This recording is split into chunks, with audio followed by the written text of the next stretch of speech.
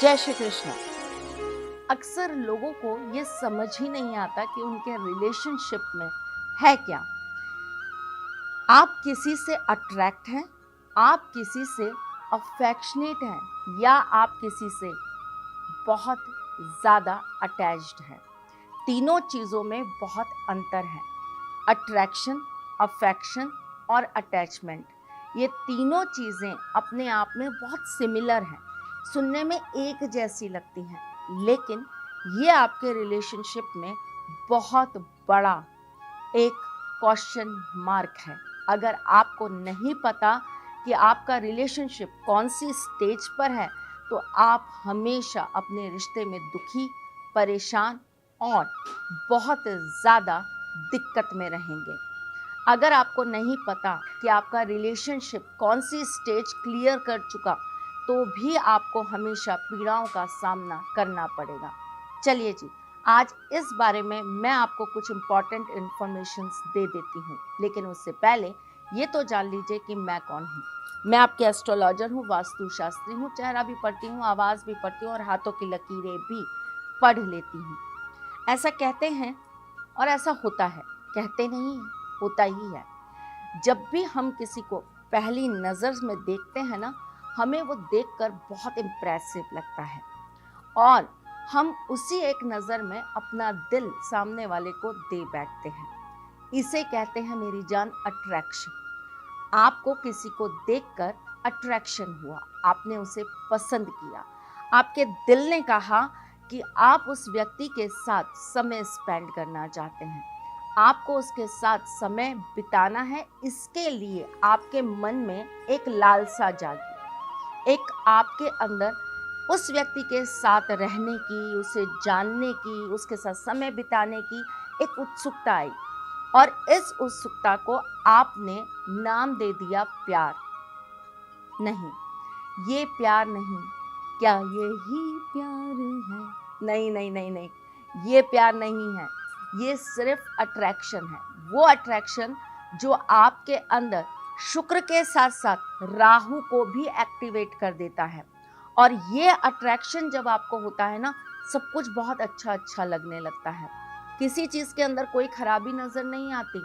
आपको हर बात में बहुत सुखद अनुभव होने लगता है।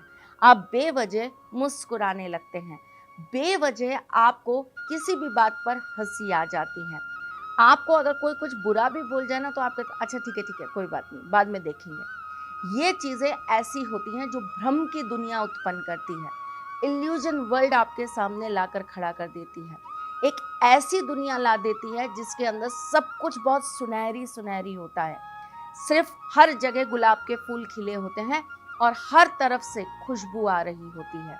हम सोते हैं तो हम बेमतलब हंसते हंसते सो जाते हैं, हम उठते हैं तो हम खुश होते हैं, हमें अकेले बैठकर बातें करना अपने आप से पसंद आने लगता है, हमें खुद को बार बार आईने में देखना बहुत अच्छा लगने लगता है, हमें खुद के साथ भी प्यार हो जाता है। ये अट्रैक्शन का एक स्टेज है। इसके बाद क्या आता है? इसके बाद आता है अफेक्शन। जब उस व्यक्ति को आप थोड़ा सा जानने लगते हो, पहचानने लगते हो, तब आप अट्रैक्शन से बाहर निकलकर एक अफेक्शन में आते हो। तब आपको समझ आता है कि आप उसे बहुत ज़्यादा अंदर तक चाहने लगे हो। आपकी चाहत उसे लेकर बढ़ने लगी है। अब उसमें अच्छा है या बुरा है, उसके अंदर 10 कमियां हैं या नहीं है, आप उसके साथ हर हाल में रहने को तैयार हो जाते हो। ये आपके दिल की बात है, ये आपकी तरफ की फीलिंग्स हैं। सामने वाले के अंदर क्या चल रहा है इसमें कोई आपको पता नहीं है, क्योंकि अट्रैक्शन और अफेक्शन ये दो चीज़ें जो होती हैं ना, ये सिर्फ वन साइडेड चलती हैं। सामने वाला उसमें कितना है ये आपको पता नहीं चलता। भ्रम की दुनिया है ना, सब कुछ आपके सामने पर्दे के अंदर है। पर्दे के बाहर की दुनिया अभी नहीं दिखी, वो अभी इसके बाद वाली स्टेज पर दिखती है।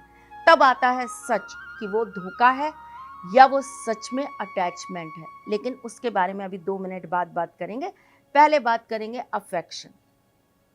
अफेक्शन के अंदर हम अपने आप को समझाते रहते हैं, खुद को ये बिल्कुल हर बात पर प्रूफ करते हैं कि ठीक है यार, उसने गलती की होगी, उसकी मजबूरी होगी, उसने फ़ोन नहीं उठाया, वो कहीं बिज़ी होगा, अरे यार ड्राइव कर रहा होगा, अरे यार सो रही होगी, व्हाटएवर। हम अपने आप ही क्वेश्चन पुट करते हैं और अपने आप ही उसका आंसर देना चालू कर देते हैं।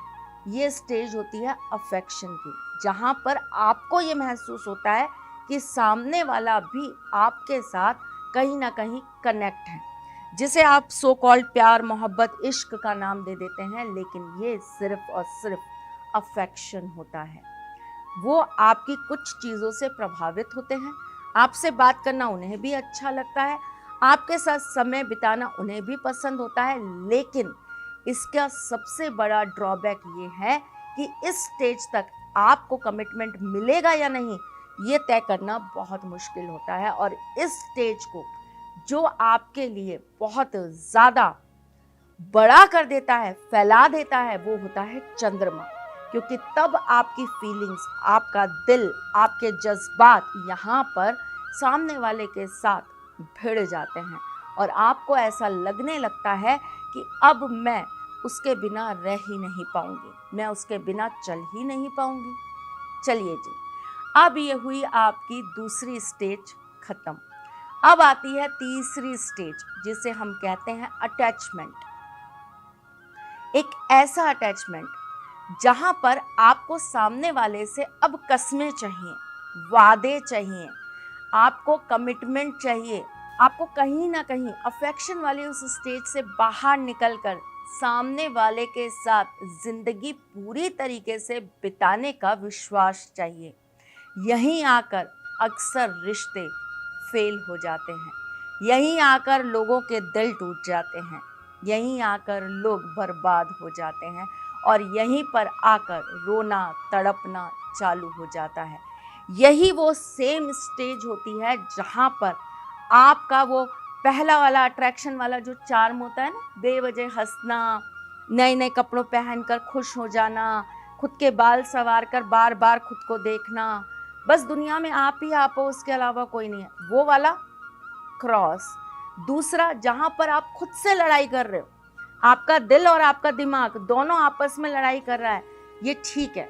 दिमाग कहता है नहीं देख ये कुछ गड़बड़ कर रहा है, दिल कहता नहीं वो गड़बड़ नहीं कर रहा है, वो कहीं ना कहीं फंस गया होगा, इस वजह से वो नहीं आ रहा, वो शायद सो गया होगा इसलिए वो मेरे मैसेज का जवाब नहीं दे रहा, ऑनलाइन बैठा है तब भी आपको अगर जवाब नहीं मिल रहा, अरे यार उसके नेट में प्रॉब्लम होगी, उसके पास मेरा मैसेज गया होगा लेकिन नेटवर्क ठीक नहीं होगा।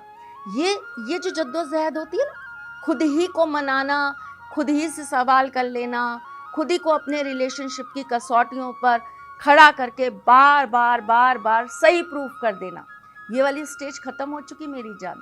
अब जो स्टेज आई है वहाँ पर सच है, वहाँ पर यथार्थ है, वहाँ पर अब आपकी आंखों से राहु का पर्दा हट चुका है। अब ना आपका चंद्रमा काम करेगा, ना राहु काम करेगा और ना शुक्र काम करेगा। यहाँ क्या काम करेगा? यहाँ काम करेगा आपका गुरु और सूर्य। और यहाँ आपको पता चलेगा सच।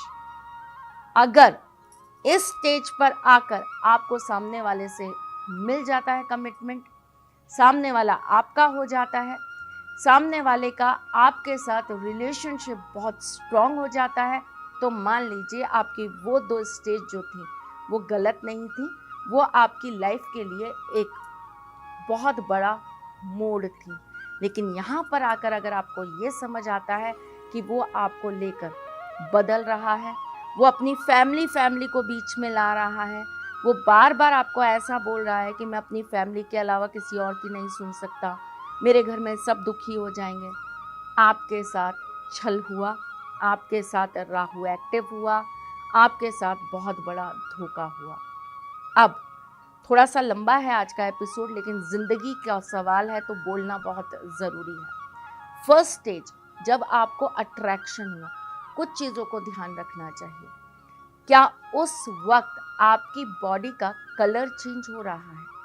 क्या उस वक्त आपके साथ चीज़ें कुछ अनहोनी करके जा रही हैं जिसे आप इग्नोर कर रहे हो?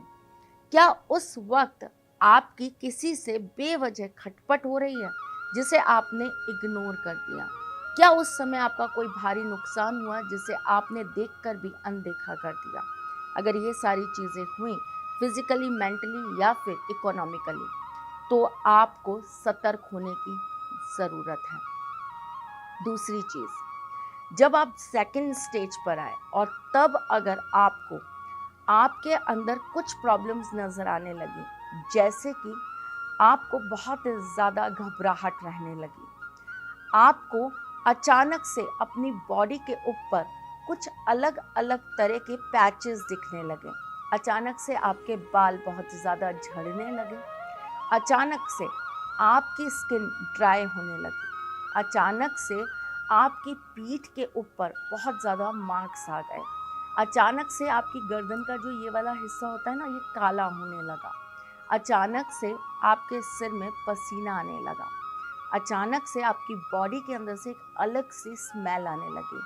सतर्क हो जाइए, आपको बहुत बड़ा धोखा मिलने वाला है। अब हम आ जाते हैं थर्ड स्टेज पर, जहाँ पर आकर अब तो आर या पार की स्थिति है साहब। पार हो गए, बहुत अच्छी बात है। आर हो गए तो हमें क्या करना है? आपको उसी वक्त इसी स्टेज पर आकर कुछ अचूक उपाय कर लेने हैं। तंत्र मंत्र किसी भी तरीके से आपको अपने रिलेशनशिप को अपने कंट्रोल में कर लेना है। बहुत सारे तरीके, बहुत सारे टोटके मैं आपके साथ शेयर कर चुकी हूँ और आप उनमें से कुछ भी करने के लिए तैयार रहिए, क्योंकि अगर इस स्टेज को आपने 3 महीने या 6 महीने का गैप दे दिया, इसी तरीके से आप चलाते रहे, दिक्कतें बढ़ जाएंगी और ये चीज़ कभी भी आपकी ख़त्म नहीं हो पाएगी। चलिए जी, आज मैं आपको बस यही बताने आई थी। अगर आपको किसी भी तरह की कोई भी मदद मुझसे चाहिए तो दिए गए नंबर्स पे कॉल करिए, व्हाट्सएप करिए या मैसेज करिए। अपॉइंटमेंट लीजिए। अपनी ज़िंदगी के बारे में आपको जो भी डिसीज़न लेना है, एक बार बात ज़रूर करिए। चलिए जी, हम फिर मिलेंगे। तब तक के लिए मुस्कुराते रहिएगा, रिश्तों में मजबूती बना के रखिएगा, अपने साथी के साथ यूँ जुड़े रहिएगा, प्यार देते रहिएगा, प्यार लेते रहिएगा। ख्याल रखिएगा अपना और उनका जिनसे आप प्यार करते हैं।